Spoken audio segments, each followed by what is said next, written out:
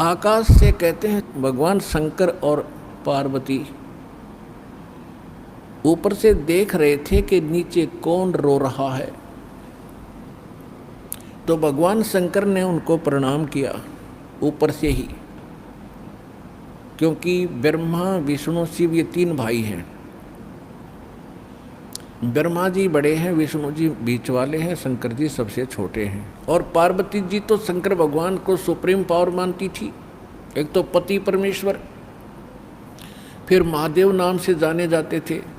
तो पार्वती जी ने कहा कि आप महादेव होकर के किसको नमन कर रहे हैं?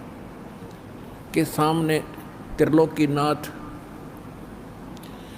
भगवान विष्णु है, नीचे उनकी पत्नी सीता को कोई उठा ले गया है, वो लीला करने आए हुए। अपने बड़े भाई यानी भगवान को, विष्णु भगवान को मैं प्रणाम कर रहा हूँ। अब पार्वती जी ने सोचा कि भाई भगवान रोए, ये दोनों बात नहीं हो सकती। ये रामचंद्र दशरथ पुत्र है, ये रो रहा है, भटक रहा है, इसको आप परमात्मा कह रहे हो।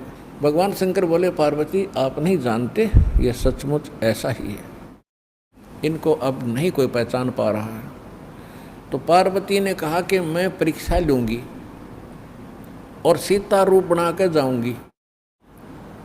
यदि ये मुझे पहचान लेगा तो मैं मान लूँगी वो भगवान है, और नहीं तो मैं कतई नहीं मानूँ। तो भगवान शंकर ने कहा कि यह गलती मत करना, यदि तूने सीता रूप बना लिया तो तू मेरे काम तक गई।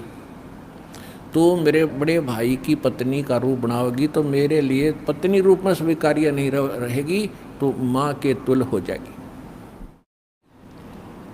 उस समय तो पार्वती ने कहा कि ठीक है, नहीं मैं नहीं जाऊंगी जी। अब शिव जी गए सैर सपट्टे को, और आदत है ये, इस मन का स्वभाव है कि क्या पता चलता, भी 2 मिनट में परीक्षा लेकर आती हूँ। सीता रूप बनाया, रामचंद्र जी के सामने खड़ी होगी, जिधर से रास्ते में खोजता हुआ जा रहा था। रामचंद्र जी ने कहा कि हे दक्ष पुत्री माया, हे राजा दक्ष की बेटी, आप भगवान शंकर को कहाँ छोड़ आई, अकेली कैसे वन में? तो शर्मिंदा हुई और कहा कि सचमुच शंकर भगवान जी आपको ठीक ही प्रणाम कर रहे थे, नमन कर रहे थे, आप तो सचमुच भगवान हैं। अपने आत्मा यहाँ देखना एक पॉइंट सोचने का है। श्रीमद् भगवद गीता अध्याय नंबर 7 के श्लोक नंबर 6, 7, 8 में स्पष्ट किया है कि ये काल बोलता है गीता को, जो ब्रह्मा विष्णु में इसका पिता है। ये कहता है कि अर्जुन, बुद्धिमानों की बुद्धि और बलवानों का बल मेरे हाथ में है। जब चाहे स्विच ऑन कर दूं इनकी बुद्धि का, और जब चाहे ऑफ कर दूं। जैसे महाभारत के अंदर अर्जुन को ताकत दे दी और लाखों लोगों का नाश कर दिया उस काल से प्राप्त शक्ति से, और फिर वही अर्जुन जब श्री कृष्ण जी का निधन हो गया था, एक हत्या हो गई थी, और सारे यादव आपस में लड़ मरे थे, उनकी पत्नियों को लेकर आ रहा था, रास्ते में जंगली लोगों ने, भीलों ने अर्जुन को पीटा, लूटा, और वही धनुष जिसे महाभारत का युद्ध जीता था वो साथ लिए रहता था उसको, और उस दिन उसके हाथ नहीं उठे, खड़ा खड़ा कांपा वो। जब सारा काम हो लिया, वो भील भ्याल पीट कर लूट कर कुछ औरतों को भी ले गए और चले गए, तब अर्जुन कोस रहा श्री कृष्ण जी को कि श्री कृष्ण बड़ा धोखेबाज था, इसने हमारे साथ बड़ा धोखा किया है।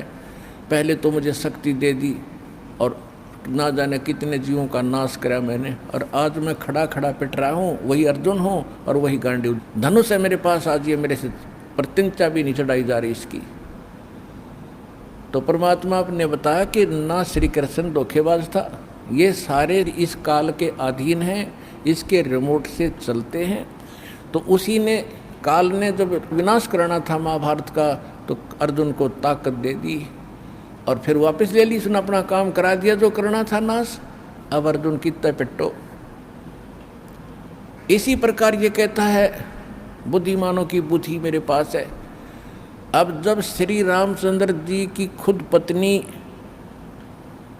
गुम थी, उसका तो पता नहीं उसने कौन उठा लेगा, ढूंढते फिर जैसे गायें गुम हो जाया करे, हर वह पार्वती पहचान दी कि तू तो पार्वती है, सीता नहीं है।